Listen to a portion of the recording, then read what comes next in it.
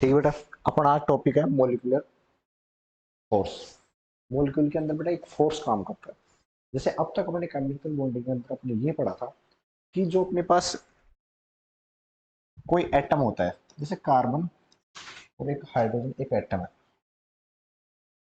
इनके मध्य इलेक्ट्रॉन को pairing, electron को अपना पार्टनरशिप करके यहाँ पे बॉन्ड का फॉर्मेशन कर रहे थे, उसको बेटा क्या कह रहे थे अपन, एक बॉन्ड या कोवलेंट बॉन्ड कह रहे थे। लेकिन अपना मॉलिक्यूल होगा, मॉलिक्यूल में एक डायपोल मूवमेंट होगा। मैंने बताया था आपको डायपोल मूवमेंट क्या होता है। डायपोल मूवमेंट के आधार पे मॉलिक्यूल के अंदर एक फोर्स काम करेगा। वो कैसे करेगा, देखो एक चीज अपन देखें कि कई बार अपन ये पढ़ते हैं कि हाइड्रोजन होता है, ये ऑक्सीजन और ये हाइड्रोजन, और ये भी एक हो जाता है हाइड्रोजन, ये ऑक्सीजन और ये हाइड्रोजन। अपन जानते हैं इसकी लेस इलेक्ट्रोनेगेटिविटी होता है बेटे, लेस ईएन होती है, जिसकी क्या होती है, मोर ईएन होती है। इस पे अपन ये कह सकते हैं सर नेगेटिव चार्ज आता है, और इस पे पॉजिटिव चार्ज आता है, और ये पार्सली चार्ज आता है, पार्सली नेगेटिव पार्सली पॉजिटिव। इस पे बेटा क्या आएगा, पार्सली पॉजिटिव और पार्सली नेगेटिव। अपन ये कह सकते हैं सर ये नेगेटिव चार्ज वाला पार्सली ऑक्सीजन है जो किसी पॉजिटिव को अट्रैक्ट करेगा। ये बात पढ़ते नहीं पढ़ते, अपन क्या फिजिक्स में पढ़ के आते हैं कि भाई अपने पास जो नेगेटिव चार्ज है पॉजिटिव चार्ज को अट्रैक्ट करता है। बेटा ये क्या करेंगे, इन दोनों को आपस में पार्सली पॉजिटिव और पार्सली नेगेटिव आपस में तो फोर्स काम करेगा जो एक दूसरे को अट्रैक्ट करेगा, एक दोनों को जोड़ने का कार्य करेगा। वो ही अपने बेटा क्या होता है, मॉलिक्यूल फोर्स होता है। वो अपने पास कितने प्रकार का है, वो अपने पास दो प्रकार का होता है, इंट्रामोलिकुलर और एक इंटरमोलिकुलर फोर्स। कितने टाइप होता है, टू टाइप्स, इंट्रामोलिकुलर और इंटरमोलिकुलर। इसमें बेटा फर्स्ट आता है अपने पास स्ट्रॉन्ग वाले, जो स्ट्रॉन्ग होते हैं। आयनिक बॉन्ड होता है, सबसे ज्यादा जो स्टेबल बॉन्ड होता है बेटा कौन सा होता है, आयनिक बॉन्ड होता है। उसके अलावा बेटा कोवेलेंट बॉन्ड, उसके बाद कोऑर्डिनेशन, कोऑर्डिनेटेड बॉन्ड। बेटा अपने ये तीनों बॉन्ड अपन पढ़ चुके हैं अब तक के। आयनिक बॉन्ड पढ़े थे, ठीक है। उसके अलावा अपन कोवेलेंट बॉन्ड पढ़े और कोऑर्डिनेटेड बॉन्ड पढ़ लिए। अब आगे आप इस टॉपिक में पढ़ेंगे हाइड्रोजन बॉन्डिंग, और अपने पास इंटर की, देखो हाइड्रोजन बॉन्डिंग है दोनों के अंदर पाई जाती है, इंटर के अंदर भी पाई जाती है और इंट्रा के अंदर भी पाई जाती है, इंटर के अंदर भी और इंट्रा के अंदर भी। यहाँ पे पढ़ेंगे और यहाँ पे कुछ वांडरवाल फोर्स पढ़ेंगे जो 5 टाइप्स के होंगे। अब आते हैं इनकी रिलेटिव स्ट्रेंथ, देखते हैं इनकी। आयनिक बॉन्ड सबसे ज्यादा स्टेबल होता है, सबसे ज्यादा स्ट्रेंथ होती है उसकी। उसके बाद बेटा कौन सा होता है, कोवेलेंट या कोऑर्डिनेटेड। उसके अलावा मेटेलिक, उसके अलावा hydrogen bonding, one double force of attraction, और इसको कोएसिव फोर्स भी कहते हैं। अब बात आती है कि अपन को इसको बेटा क्या कहते हैं, नॉन बॉन्डिंग इंटरेक्शन कहते हैं। क्या कहते हैं इनको, non bonding interaction. Non bonding interaction कैसे कहेंगे, क्योंकि अब तक अपने जो तीनों बॉन्ड पड़े थे ऊपर वाले बेटा, एक में इलेक्ट्रॉन डोनेट करके आयनिक बॉन्ड का निर्माण करता, उसके अलावा अपन कोऑर्डिनेटेड बॉन्ड कोवेलेंट बॉन्ड पढ़ते थे, उसमें क्या होता, शेयरिंग हो रही थी। और कोवेलेंट कोऑर्डिनेटेड बॉन्ड में क्या होता, एक ही एटम अपने इलेक्ट्रॉन दे रहा था कि वो आपस में किसी न किसी माध्यम से जुड़ रहे थे। लेकिन यहाँ पे वो मॉलिक्यूल एक किसी माध्यम से जुड़ेंगे नहीं, लेकिन उनके अंदर एक फोर्स होगा जो अपने को बॉन्ड फॉर्मेशन दिखेगा तो नहीं, लेकिन अपन उसको महसूस कर पाएंगे यहाँ पे। मतलब वो ऐसे कि प्रत्यक्ष रूप से नहीं होगा। तो अपने ये कैसे कहेंगे वन डबल बॉन्ड्स कैसे होते हैं, देखो ये इनके मध्य बेटा अपन देखो यहाँ पे बॉन्ड बना रहे हैं, ये अपने पास बेटा कोवेलेंट बॉन्ड है। लेकिन जो ये बॉन्ड बनेगा, ये बॉन्ड जो हाइड्रोजन बॉन्डिंग बोलेंगे इसको, ये बॉन्ड देखो अपने को एक अज्यूम कर रहे हैं, अपने अज्यूम कर रहे हैं, उसको देख रहे हैं कि कुछ ऐसा बॉन्ड होगा इस कारण ये इससे फोर्स से जुड़े हुए हैं। ठीक, इनमें बेटा अपने 5 टाइप्स के पढ़ेंगे वैसे। वंडरल फोर्स में पहला कौन सा है, dipole dipole interaction. Dipole dipole interaction, मैं इसके डायपोल डायपोल के बारे में बताऊं बेटा आपको।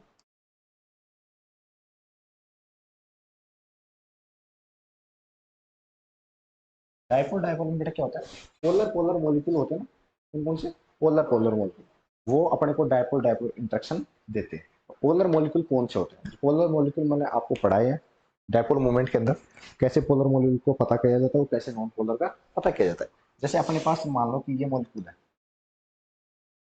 NH3, एक पोलर मॉलिक्यूल होता है जैसे ना, और इसके अलावा अपने पास H2 होता है, ये एक पोलर मॉलिक्यूल होता है। इनके मध्य यदि कोई फोर्स काम करेगा, इनके मध्य बॉन्ड काम करेगा, तो कौन सा होगा, डायपोल डायपोल इंटरेक्शन होगा। कौन सा होगा, डायपोल डायपोल इंटरेक्शन, तो ये सर पोलर पोलर के हम दे पाए।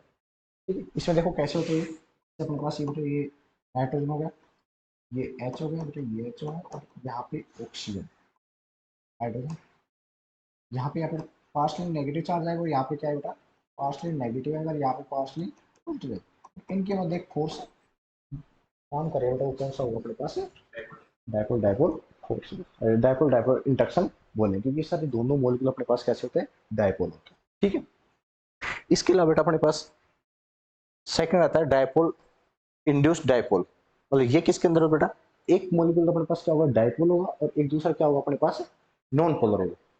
तो डायपोल किस में आएगा, पोलर में आता है, और इंड्यूस किस में है बेटा, वो अपने पास आएगा नॉन पोलर में। जैसे अपने ये कह सकते हैं कि सर एक अपने पास तो ये H2 मॉलिक्यूल हो जाए, और एक अपने पास CO2 मॉलिक्यूल हो, इनके मध्य जो फोर्स कार्य करेगा बेटा वो कौन सा होगा, डायपोल इंड्यूस फोर्स। ठीक है, उसके बाद इंस्टेंट इंस्टेंट कैनेसिव डायपोल इंडस डायपोल इंटरेक्शन बेटा, ये इसको लंदन फोर्स भी बोलते हैं या इसको डिस्पर्सिव फोर्स भी बोलते हैं। ये बेटा किस में होगा, नॉन पोलर के मध्य पाया जाता है। इसमें बेटा नॉन पोलर मतलब अपने पास CO2 के मध्य यदि कोई थोड़ा बहुत फोर्स कार्य कर रहा है बेटा किसी कारणवश, तो मतलब किसी भी ऐसे नॉन पोलर के मध्य कार्य करता है, तो बेटा अपने पास कौन सा होगा, ये फोर्स होगा। ठीक है, इसको बना हुआ।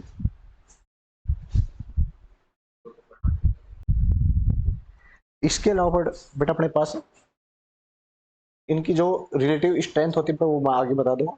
इसके अलावा देखो अपने पास ये नॉन वांडरवाल फोर्स हो पाए जाते हैं, कौन से, आयन डाइपोल इंट्रैक्शन, और इसके अलावा अपने पास कौन सा, आयन इंड्यूस्ड डाइपोल इंट्रैक्शन।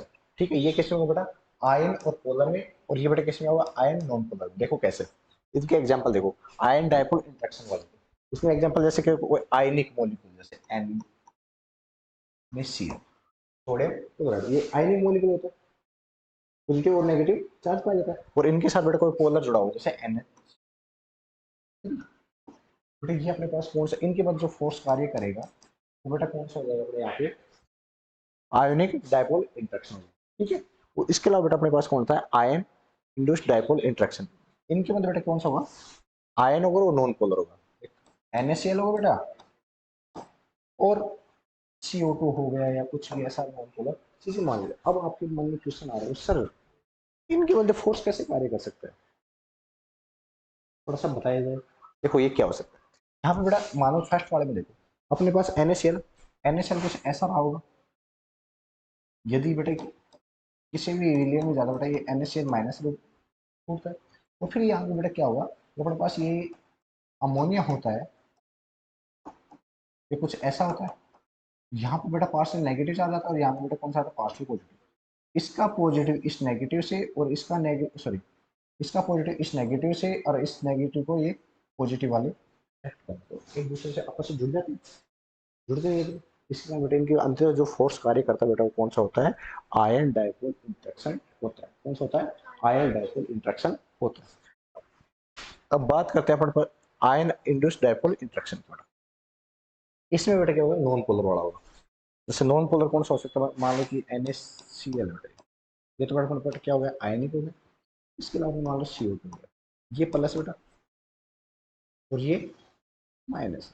बस CO2 मॉलिक्यूल की स्ट्रक्चर और कुछ ऐसी होती है बेटा इसमें, देखो ये इधर से इधर बेटा पार्शली नेगेटिव चार्ज है, और ये पार्शली पॉजिटिव चार्ज है, है ना भाई, मॉलिक्यूल तो पोलर है ना, तो ये यहाँ का नेगेटिव है, ये यहाँ पे अट्रैक्टिव हो जाएगा, और ये पॉजिटिव यहाँ पे अट्रैक्टिव वापस में जैसे ना इनके मध्य फोर्स कार्य कर रहा है नहीं कर रहा।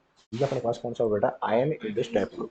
अब इसके बाद में अपनी नई हेडिंग आती है, इसके एग्जांपल बना लो बेटा। इसका तो लिख लो NaCl NH3 लिख लो, यहाँ पे लिख लो, आगे लिख लो। रिलेटिव स्ट्रेंथ अभी मत लिखना, मैं बाद बता दूँ उसका।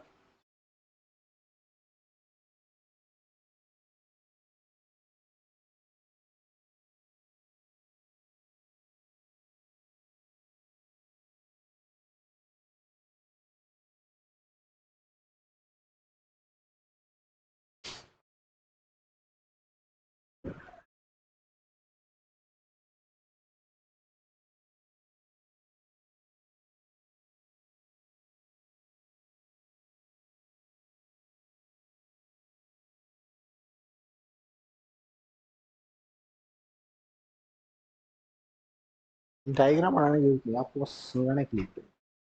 देखो अब मेन बात आती है, अपने सबसे ज्यादा क्वेश्चन बनते कहाँ से, क्या तो इनकी रिलेटिव स्ट्रेंथ पूछ जाती है, वो मैं आगे बता दूंगा आपको, और इसके अलावा एक क्वेश्चन पूछे जाते हैं हाइड्रोजन बॉन्डिंग से। और अपने बहुत 11th 12th क्लास में आपने बहुत सारे फेमस क्वेश्चन सुने होंगे, कौन कौन सी सुने? H2 एक लिक्विड होता है, जबकि H2S गैस। और अपन वहां पे लिखते थे कि सर H2S के मध्य हाइड्रोजन बॉन्डिंग नहीं पाई जाती और H2O के मध्य हाइड्रोजन बॉन्डिंग पाई जाती। अब हाइड्रोजन बॉन्डिंग बेटा होती क्या होती है? सबसे पहले बात ये आती है, देखो यहाँ पे तो मैंने बता रहा कि हाइड्रोजन बॉन्डिंग टू टाइप्स की होती है। कितने टाइप की? To type. एक इंट्रा होती है, एक इंटर होती है। देखो सबसे पहले तो मैं आपको समझा देता हूँ कि हाइड्रोजन बॉन्डिंग अपने पास होती है। मान लो कि अपने पास एक मोर इलेक्ट्रोनेगेटिविटी एटम F है और इसके साथ बेटा H जुड़ा हुआ है। ऐसे बहुत सारे एटम, जैसे मान लो कि ये F और ये H, फिर ऐसे ये F, ये H हो सकता है। तो बेटा यहाँ पे क्या होगा कि जो अपने ये पार्सली नेगेटिव चार्ज पाए जाते हैं इसमें, और इसमें पार्सली पॉजिटिव चार्ज होता है, क्योंकि सर इसकी ई एन है ना, इलेक्ट्रोनेगेटिविटी वो ज्यादा है और इसकी ई एन बेटा क्या है, कम है। तो ये अपने पास इस बॉन्ड के जो इलेक्ट्रॉन है उनको अट्रैक्टिव करेगा, इसलिए बेटा इसके कारण बेटा यहाँ पे पार्सली पॉजिटिव चार्ज हो, यहाँ पे पार्सली नेगेटिव। सेम यही यहाँ भी ऐसा कुछ रहा होगा, वैसे नो। एक बात था, जब ये अपनी तरफ इलेक्ट्रॉन को आकर्षित करेगा, पार्सली पॉजिटिव चार्ज आएगा, यहाँ पे पार्सली नेगेटिव चार्ज आएगा, तो ये आपस में इनमें कुछ अट्रैक्शन होगा नहीं होगा? अट्रैक्शन होगा, तो ये एक बॉन्ड बना, बॉन्ड समझ गए, अट्रैक्शन जुड़ गई। अब देखो, अब हाइड्रोजन बॉन्डिंग का डेफिनेशन क्या होगी? So, two more electronegativity atom in which hydrogen atom present, जो उनके मध्य जो अट्रैक्शन हो रहा है उसको क्या करेगा? हाइड्रोजन बॉन्डिंग करेगा। ऐसा तो आप कहोगे सर ये तो ऐसा और किसी में भी हो सकता है, उसको हाइड्रोजन बॉन्डिंग करेगा। दो इलेक्ट्रोनेगेटिविटी एटम के अंदर बेटे क्या आना चाहिए? हाइड्रोजन एटम आना चाहिए, और जो उनकी अट्रैक्शन फोर्स जुड़ा हुआ होना चाहिए, ठीक। अब देखो, अब इसके बाद ये तो अपने पास क्या हो बेटा, एक हाइड्रोजन बॉन्डिंग को समझाया गया। यहाँ पे मैंने लिखा, देखो मोर ये ले रखा बेटा, लेस ले रखा, ये मोर ये है, और ये आपस में अट्रैक्ट कर, ये इलेक्ट्रोस्टैटिक फोर्सेस, कौन सा बेटा? इलेक्ट्रोस्टैटिक, जो फिजिक्स के अंदर पढ़ते हैं बेटा, पॉजिटिव और नेगेटिव के मध्य पाया जाता है, फोर्स ऑफ अट्रैक्शन, जिससे हाइड्रोजन बॉन्डिंग का फॉर्मेशन हो रहा है अपने पास। अब अपने पास बात आती है इंट्रामोलिकुलर और एक इंटरमोलिकुलर। इंट्रा और इंटरमोलिकुलर से समझते हो क्या होता इंट्रा मीन्स मॉलिक्यूल के अंदर और इंटर मीन्स है? हाँ, अपन पढ़ते हैं इंटर स्टेट, इंटरनेशनल, दो देशों की अलग।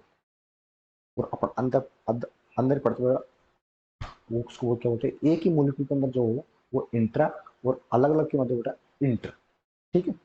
देखो, अब इंटर और इंट्रा की बात करते हैं। अब इसमें देखो बेटा, मैंने यहाँ पे ये करवा रखा है,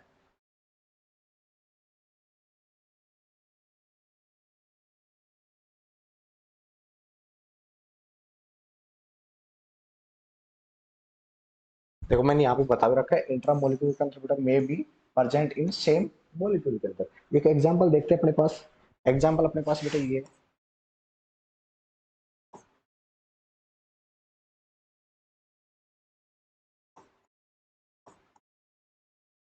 और यहाँ पे बेटा अपने पास ऑक्सीजन, यहाँ पे बेटा पार्सली नेगेटिव चार्ज है, यहाँ पे पार्सली पॉजिटिव चार्ज, और इनके मध्य बेटा क्या पाया जा रहा है? एक फोर्स पाया जा रहा है बेटा, उसको क्या बोलते हैं? Hydrogen bonding. और ये कौन सी बॉन्डिंग बेटा? इंट्रा, ठीक है, क्योंकि एक ही मॉलिक्यूल के अंदर ये फोर्स उपस्थित है या प्रेजेंट है, इस कारण उसको बेटा क्या करें? इंट्रा करें। अब अपने पास बात आती है कि इंटर भी बेटा टू टाइप्स का होता है। इंटर कितना टाइप का बेटा? Two types. एक तो मैंने ली सेम मॉलिक्यूल, मतलब सारे सेम मॉलिक्यूल। एक हो सकता है कि सर एक मॉलिक्यूल अलग हो, दूसरा मॉलिक्यूल अलग हो, उनके मध्य पाया जा सकता है, जैसे सेम कंपाउंड हो। जैसे अपने पास हाइड्रोजन वाला मान लो बेटा,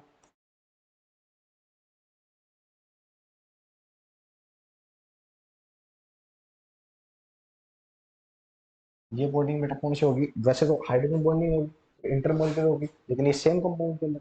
और एक अपने पास क्या होता है बेटा? डिफरेंट है ना।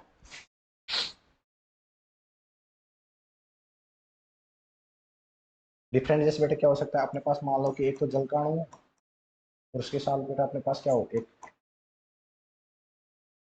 FH, ठीक है। देखो इनके मध्य ये अलग अलग डिफरेंट कंपाउंड है और इनके मतलब जो बॉन्डिंग पाई बेटा ये हाइड्रोजन बॉन्डिंग है यहाँ पे।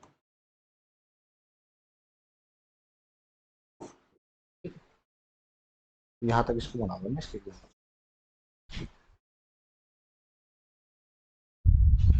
इसके बाद बेटा अपने आते हैं करेक्टरिस्टिक्स ऑफ हाइड्रोजन बॉन्डिंग।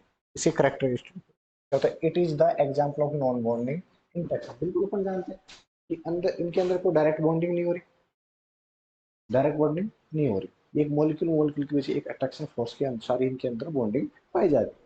ठीक है, सेकंड वर्ड फिर क्या है, it is the example of a secondary force. बिल्कुल सेकेंडरी फोर्स है, सेकेंडरी फोर्स से एक अज्यूम तो कर पा रहे हैं इसको, ऐसा नहीं जो जैसे अपने पास किसी एटम के अंदर बेटा डायरेक्टली फोर्स के काम कार्य करें वो सेकेंडरी फोर्स है। ठीक है, it is not true chemical bonding, बिल्कुल ट्रू भी नहीं, अज्यूम तो करें इसको। भाई अपने यहाँ पे हाइड्रोजन बॉन्डिंग बेटा ऐसा देखी है आपने,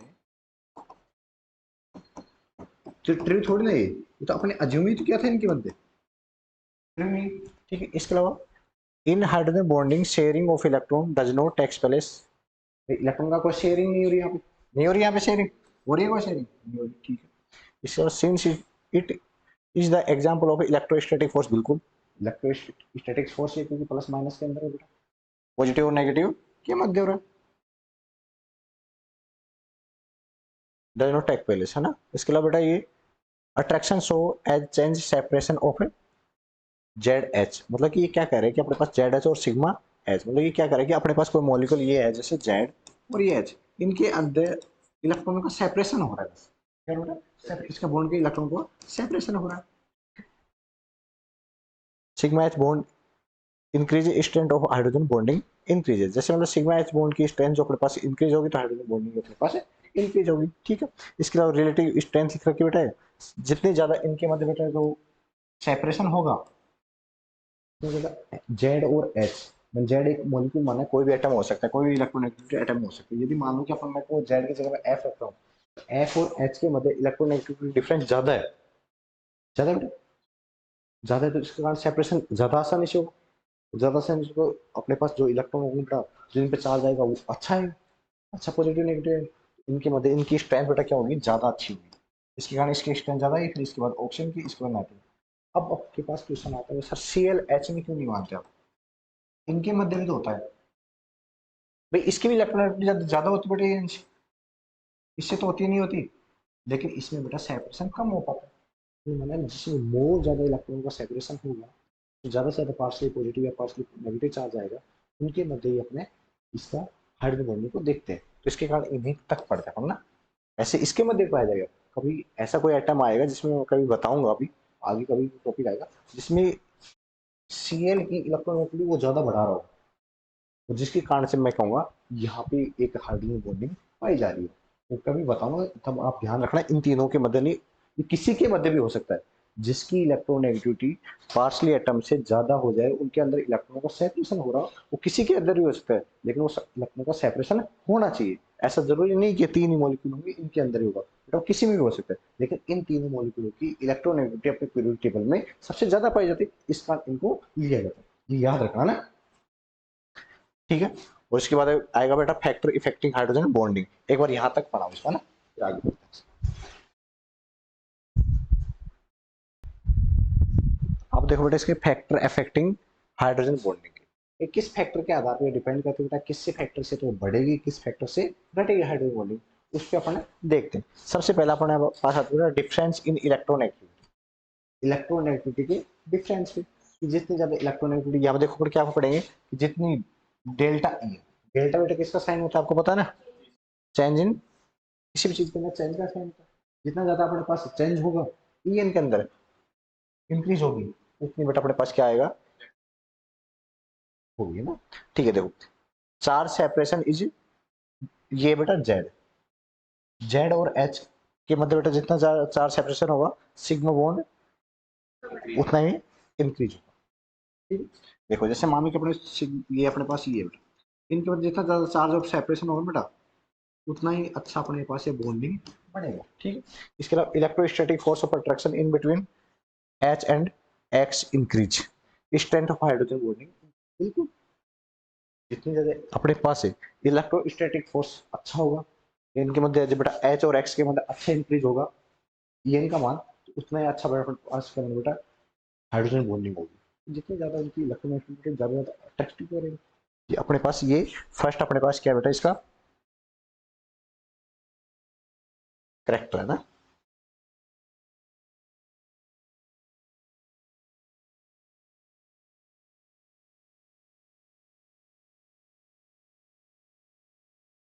ठीक है। अब इसके बाद सेकंड आता है बेटा number of OH group. Number of OH। अब number of OH group hydrogen bonding के अंदर किस प्रकार से कार्य करते हैं देखो। As number of OH group increase होंगे बेटा अपने पास तो एक्सटेंट ऑफ हाइड्रोजन बॉन्डिंग भी इंक्रीज होगी और उसके साथ अपने पास मॉलिक्यूलर में एसोसिएशन ऑफ इंक्रीज होगा और विस्कोसिटी भी अपने पास क्या होगी बेटा इंक्रीज हो जाएगी।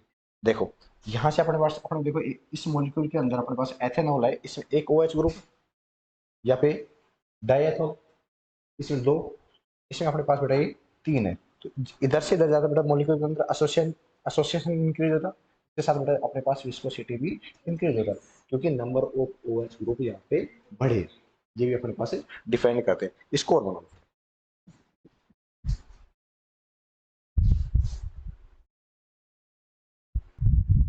देखो अब आगे देखते हैं नेक्स्ट टेम्परेचर बेटा। अब टेम्परेचर अपने पास हाइड्रोजन बॉन्डिंग में कैसे डिपेंड करता है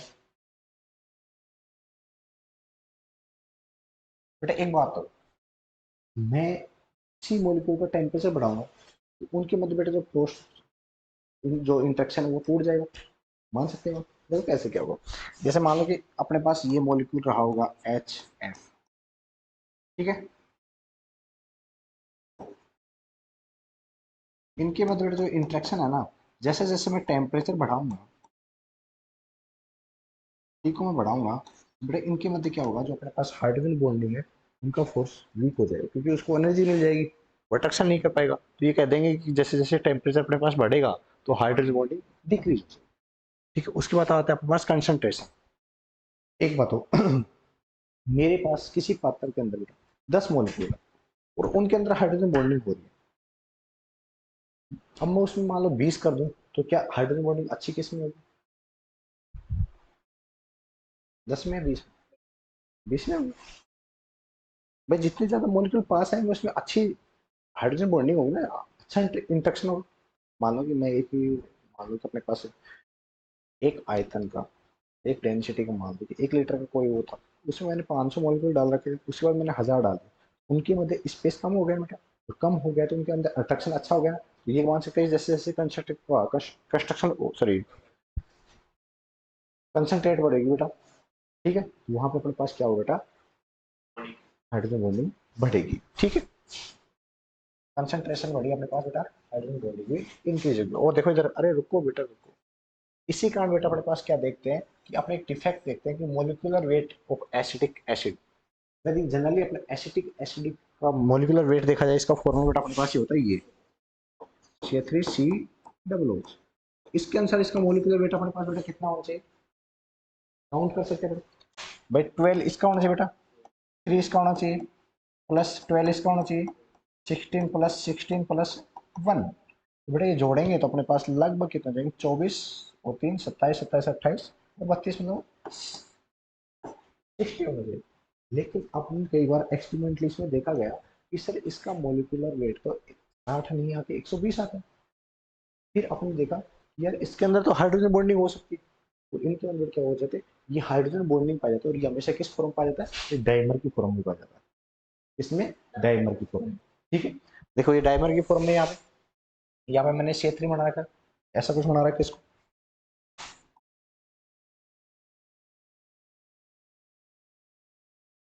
ऐसा है बेटा और ये ऐसा कुछ।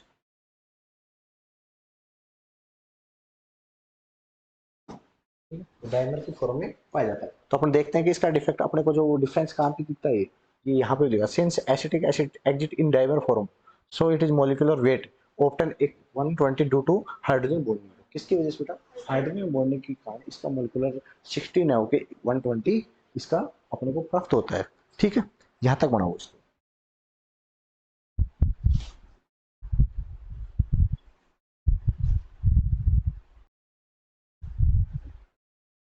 आगे नेक्स्ट है बेटा, ये अपने एक ऐसा ही एग्जांपल लिया है, एक ऐसा वो है एग्जांपल जिसको हम बहुत बार पढ़ चुके हैं, 8th क्लास से पढ़ना स्टार्ट करते हैं और अब तक पढ़ते आ रहे हैं। H2 अपने पास लिक्विड होता है, H2S गैस, और उसमें ये लिखते थे हाइड्रोजन बॉन्डिंग कारण। भाई अपन देख रहे हैं कि H2 के अंदर बेटा क्या होती है, हाइड्रोजन बॉन्डिंग पाई जाती है। क्यों पाई जाती है कि सर अपने पास ऑक्सीजन होता है ना, इस पे इलेक्ट्रोनेगेटिविटी फोर्स ज्यादा अगर, और अपने पास इस कारण से ये तो क्या कर लेता है, हाइड्रोजन बॉन्डिंग कर देता है।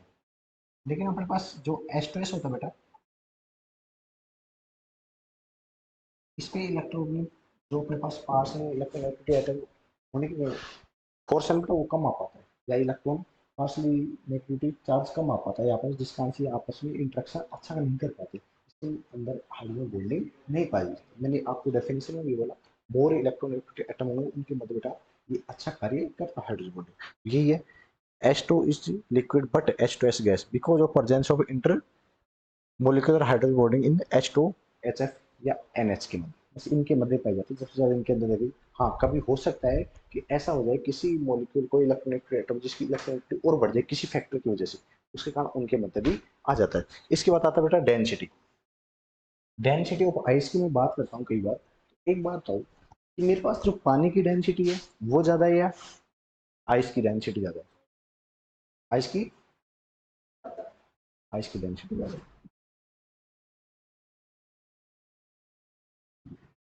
डेंसिटी आइस की होती है ज्यादा। ठीक है देखो, एक बार देखो, यहाँ पे देखो, मैं यहाँ पे क्या कर रहा हूँ,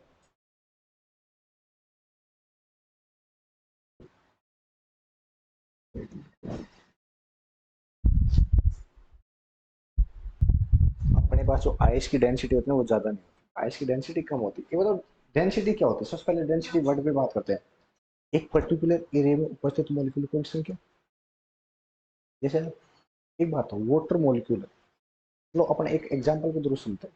अपने कभी बर्फ फ्रिज के अंदर बर्फ मंगाने के लिए रखी, बर्तन को पूरा फिल करके रखते हैं, और जब उसमें बर्फ बन जाती है तो उसका हिस्सा कुछ ऊपर आ जाता है, तो इसका मतलब तो आपकी डेंसिटी बढ़ी, डेंसिटी आपका मतलब कि वॉल्यूम बढ़ा है ना, तो डेंसिटी थोड़ी बढ़ी, वॉल्यूम बढ़ी आपकी।